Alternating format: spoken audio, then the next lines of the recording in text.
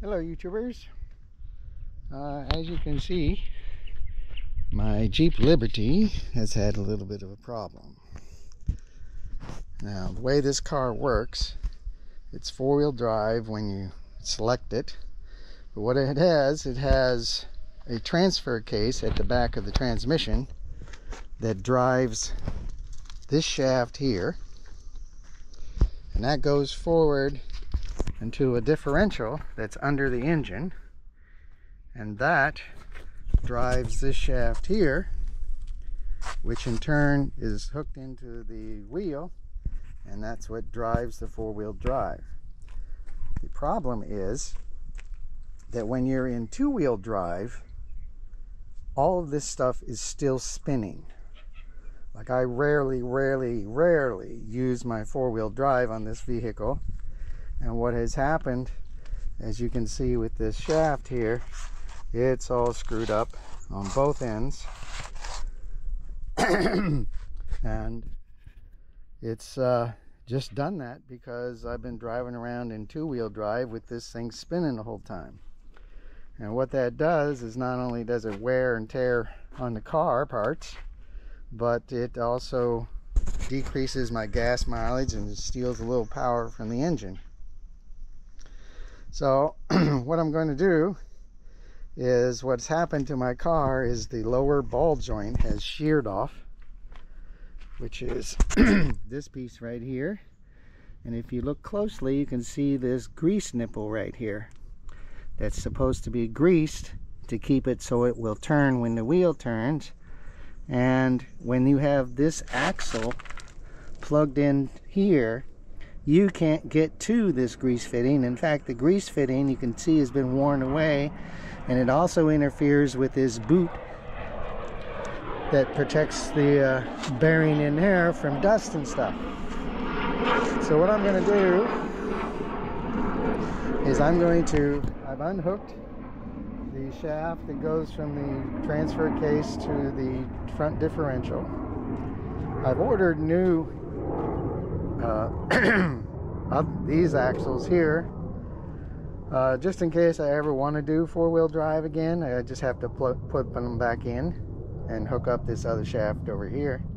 The only problem is there's a hole in the differential in there where this shaft right here rides in a seal bearing. There's a bearing seal there, and that keeps oil from flying out.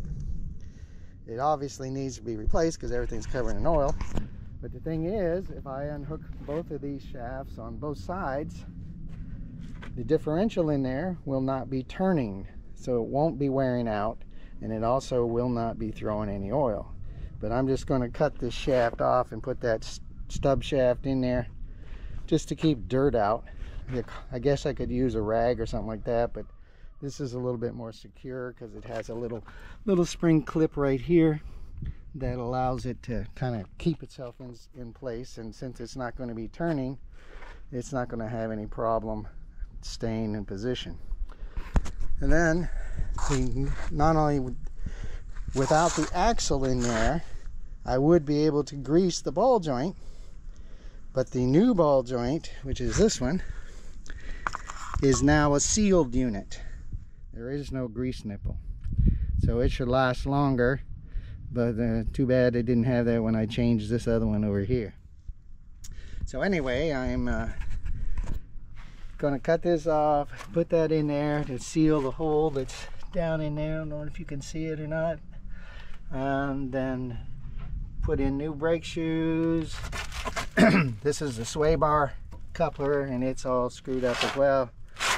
And we're going to clean it up, put it back together, and it will be a solid two-wheel drive vehicle. Should get better mileage, and I'm not going to be wearing out parts that I'm not even really using. So if you have a Jeep Liberty, you might consider, you're not using the four-wheel drive, you might consider having somebody take out these 3 units. You have to take out this axle on this side and one on the other side, and you also will need to take this one out so that you don't accidentally try and put it in four-wheel drive and spin it and then spin the differential with nothing in it. So, but anyway, just a suggestion. I probably should have done this years ago, but because I did replace this shaft. That is not original equipment. The car doesn't look the best, but it is here in a Caribbean island. It's been here for a long time. It's got 425,000 miles on it, so I think it's doing pretty good. Anyway, there you are.